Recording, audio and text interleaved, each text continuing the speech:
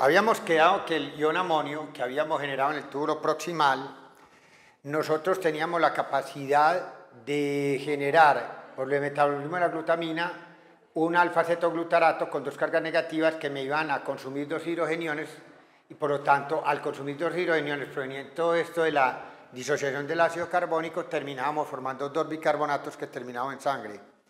La pregunta es qué ocurre después con el transcurso del viajar del ion amonio que yo secreté en el túbulo proximal mimetizado en el intercambiador sodio H+ del proximal.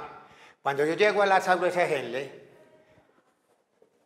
una mayoría, no todo, pero sí una mayoría del ion amonio va a encontrar acá, recordemos el sistema de transporte de las aguas de Henle, dos cloros, un potasio, un sodio, y así es un transporte de un cotransporte electroneutro alimentado por la función de la bomba sodio, potasio, ATPase a este nivel.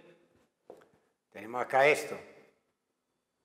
Bueno, con eso creamos una baja concentración de sodio intracelular, que es lo que necesitamos. Aquí hay el canal de potasio. Y decíamos que este ion amonio, que llegaba del túbulo proximal, en su mayoría, no todo, llega y es capaz de mimetizarse aquí con el potasio y transportarse acá, engañando al transportador y haciendo que este ion amonio pueda pasar después al intersticio. ¿Correcto? Entonces, ¿qué ocurre con esto? En el intersticio siempre va a haber un balance entre NH4 más y NH3. ¿Correcto? La forma ácida y la forma básica. Entonces, lo que ocurre es que el pK de esto es más o menos 9.25. Entonces quiere decir que a pH de 7,4, si bajo este pH a 7,4, o por lo menos a 6 y pico, que es lo que habrá ese nivel, al final del túbulo, el proximal es 6,5.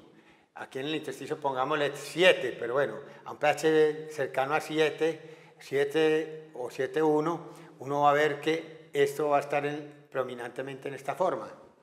Pero hay un equilibrio con esto. Si yo acabo de transportar más iones acá, la constante de equilibrio por la dirección de masa también me transporta, me hace promover la síntesis más de NH3. Bueno, al ocurrir eso en el intersticio, ¿qué pasa? Ahí está lo que se dice a nivel del ducto, ya a nivel distal, del nefrón distal. Esto va a llegar a una célula intercalada alfa y nosotros podemos hacer aquí dos cosas. Primera teoría, que como acá hay una bomba sodio, potasio ATPasa, esto vuelve y se mimetice con el potasio, es decir, NH4 compite acá. Y después aquí en la luz, como aquí hay es una ATPasa primaria secretora de hidrogeniones, también se mimetiza acá. O sea, una doble mimetización para lograr tener un NH4 en la luz que se vaya para la orina. Objetivo final, que yo haya ganado dos bicarbonatos en sangre. Esa no es la gran mayoría de la tendencia de la gente a pensar en eso, pero de todas maneras pues se ha planteado esa posibilidad y se ha descrito los sistemas de transporte a ese nivel. Pero bueno, la otra posibilidad es la que es más común, se piensa acá, que el intersticio pase NH3, que es fácilmente difusible a través de las membranas, pase de una vez acá. Y este NH3 se aproveche, sin necesidad de que esto se mimetice, de que se secretan hidrogeniones y al quedar como ion amonio queda cargado eléctricamente y queda menos permeable.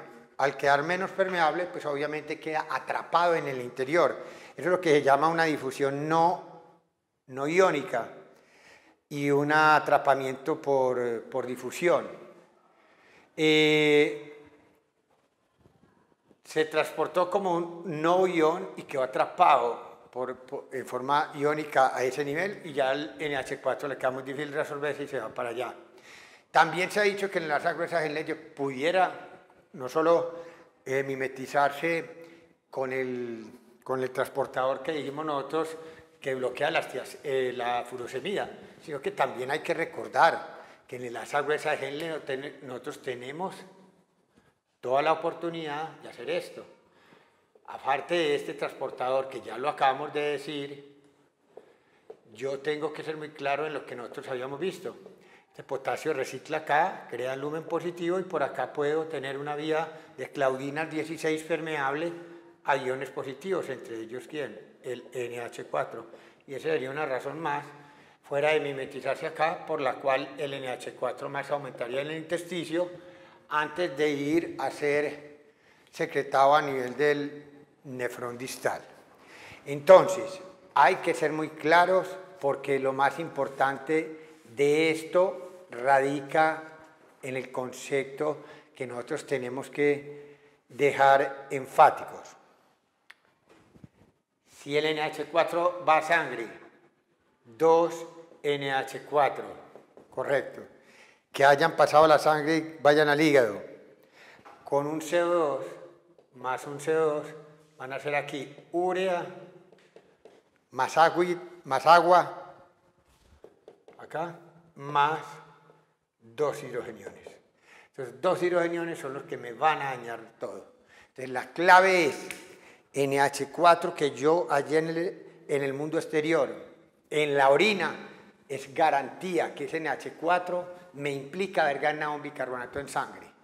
Entonces, si yo tengo una cuantificación, pudiera cuantificar teóricamente cuántos NH4 elimino en la orina, eso me indica el número de NH4 de bicarbonatos que yo haya generado nuevos en sangre.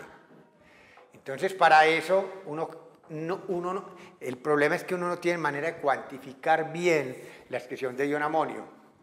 Entonces, ¿qué tenemos que hacer? Simplemente defendernos del anion gap urinario.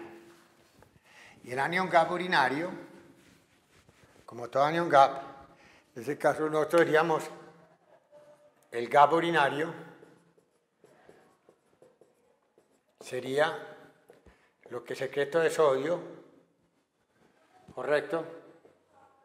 Menos lo que secreto yo, por ejemplo, de cloro, más bicarbonato, que es muy poquito.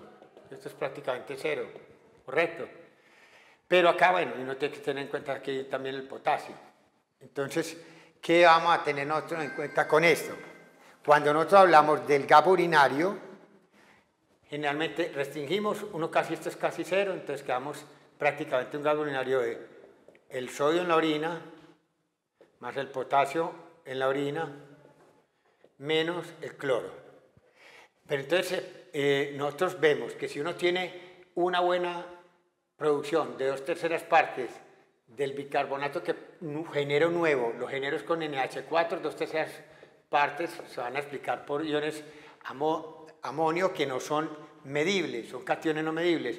Entonces esto me hace que esto por electroneutralidad baje. Por lo tanto, el gap urinario normalmente es de un valor negativo. Cuando yo tengo un problema en la síntesis o en la excreción de ion amonio, esto no se va a ir bien por la orina, entonces esto tiene que compensar para mantener el principio de electroneutralidad, y por eso el gap urinario da 0 o incluso positivo. Y esa es la aplicación que uno tiene que tener en cuenta ahí. Por eso la distinción tan importante. Una acidosis metabólica con anion gap normal, lo primero que pregunta uno es, ¿y cómo está el gap urinario? Si el gap urinario es negativo, quiere decir que hay una buena producción de hidrogeniones tratando de defenderse de la acidosis metabólica, diarrea, por ejemplo.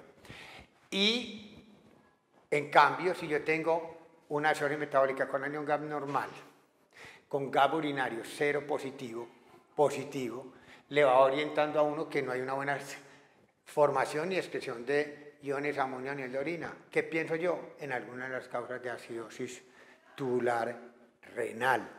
Eso es muy importante. Entonces, Resumiendo, tenemos este cuadro que hay que tener muy claro. Sinóptico es. Hay que reabsorber bicarbonato, todo el que más podamos. No hay que dejar orinar nada de bicarbonato. Esto lo único que me dice a mí es que me mantiene el pool de lo que ya había, pero hay que recuperar adicionalmente 1.000 equivalente por kilo por día que se perdió de bicarbonato bufferizando ¿a quién? A la producción de unos ácidos fijos que provienen de lo que se llama endógena ácida producción de ácidos endógenos. Entonces, todos los días nosotros vamos a tener una producción neta de ácido endógeno, que se me va a consumir 1.000 equivalentes por kilo por día de bicarbonato. Eso hay que volverlo a hacer. ¿Cómo lo recuperamos? Una tercera parte lo recuperamos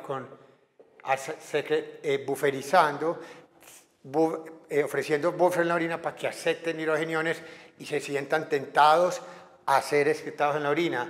Por cada hidrogenión que yo se excrete en la orina, recupero hago un nuevo bicarbonato en sangre. Así es titulable. Principal representante, los fosfatos. Puede haber la creatinina, los beta-glutaratos, otros a un pH ya urinario muy bajo colaboran, pero 2/3 partes de la generación de este bicarbonato lo hace la excreción urinaria de ion amonio, porque ahí está escrito. Entonces hay que tenerlo muy bien claro porque eso para nosotros va a ser fundamental para seguir entendiendo lo que viene.